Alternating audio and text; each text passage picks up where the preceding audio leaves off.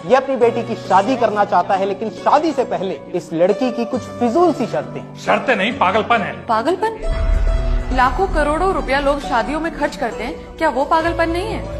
पिता अपनी घर की लक्ष्मी दे और दहेज भी, क्या ये पागलपन नहीं है? एक तरफ हम अन्न को पूजते हैं और दूसरी तरफ उसी अन्न को कचरे के डब्बे में डालकर उसका अनादर करते हैं, उसकी बर्बादी करते हैं, क्या ये पागलपन नहीं है? शादी शादी ना होकर एक स्टेटस सिंबल बन गया है। जिसके पास जितना पैसा उतनी पैसे की बदले लाखों रुपया शादियों में खर्च कर देंगे, लेकिन वहीं अगर आपकी शादी में एक गरीब आदमी आकर खाना खाता हुआ पकड़ा जाए तो उसे मार पीट कर इतना जलील किया जाता है कि मानो आपकी 4 चांद लगी शादी में उसने एक धब्बा लगा दिया। ऐसी शादी को मैं शादी नहीं मानती जैसा। इसलिए शादी के लिए मेरी अपनी कुछ शर्तें। क्या शर्तें हैं तुम्हारी? शादी में दहेज न दिया जाए। लेकिन दहेज तो लड़के वालों ने मांगा ही नहीं है जज साहब। AC, cooler, TV, washing machine, 5 lakh रुपए और एक गाड़ी, ये सब क्या है पापा? ये सब बेटी हम तुझे दे रहे हैं, लड़के वालों को नहीं।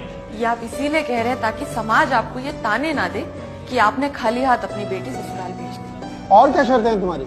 शादी के कार्ड ना छपवाए जाए। तो लोगों को शादी में कैसे बुलाया जाएगा? केवल घर परिवार के लोग ही शामिल हो और उनके लिए कार्ड छपवाने की कोई जरूरत नहीं है। उनको न्योते और भी तरीकों से भेजे जा सकते हैं। और क्या शर्तें हैं तुम्हारी? शादी किसी बैंक्वेट हॉल में न कराई जाए, किसी मंदिर या साधारण से आश्रम में हो। इसकी कोई खास वजह? वजह सीधी है जज साहब, बैंक्वेट हॉल में डीजे होता है, वहाँ पर लोग नाचते हैं, गाते हैं, शराब पीते हैं और लड़ाई झगड़े करते हैं। मंदिर में ये सब नहीं होता। वहाँ डीजे का शोर नहीं होता, वहाँ घंटियों की मधुर ध्वनि होती है। वहाँ पर शराब नहीं होती, वहाँ प्रसाद होता है।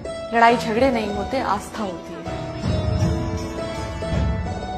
और अगर आप मेरी इन बातों से सहमत है तो मैं अपनी आगे की शर्तें आपको बताना चाहूंगी। बताओ।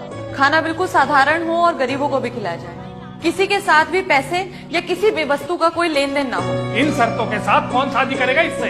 अगर मेरी शर्तों में आपको कोई गलती, बुराई या त्रुटि नजर आ रही है तो आप मेरा विरोध कर सकते हैं, मुझे कोई आपत्ति नहीं है जज साहब। लेकिन क्या तुम्हें लगता है कि तुम्हारे ऐसा करने से लड़के वाले शादी के लिए हाँ बोल देंगे? पता नहीं जज साहब, पर मैं इतना जरूर कहना चाहूंगी, अगर वो ना करते हैं तो मुझे इस बात का जरा भी नहीं। इन शर्तों पे कोई शादी नहीं करेगा तुझसे, फिर क्या करेगा? जिन लड़कियों की शादी नहीं होती क्या वो कुछ नहीं कर सकती है पापा? आपको तो मुझ पे गर्व होना चाहिए कि मैं समाज के उस बदलाव के बारे में बात कर रही हूँ जिससे दहेज, घरेलू हिंसा, आर्थिक समस्याएं जो शादी में रुकावट पैदा करती है, उनको जड़ से खत्म किया जा सके। ये सामाजिक संतुलन की एक सीढ़ी है जज साहब, और मैं कोर्ट से ये अपील करना चाहूंगी कि शादी के लिए कुछ ऐसे नियम, कुछ ऐसे कानून बनाए जाएं जिससे समाज की ये कुरीतियां खत्म हो। पहले भी लोगों ने सामाजिक व्यवस्था को बदलने के प्रयास किए हैं और उन्हें पागल घोषित कर दिया गया, पर आज उन्हीं प्रयासों को, उन्हीं बदलावों को सही ठहराया गया है।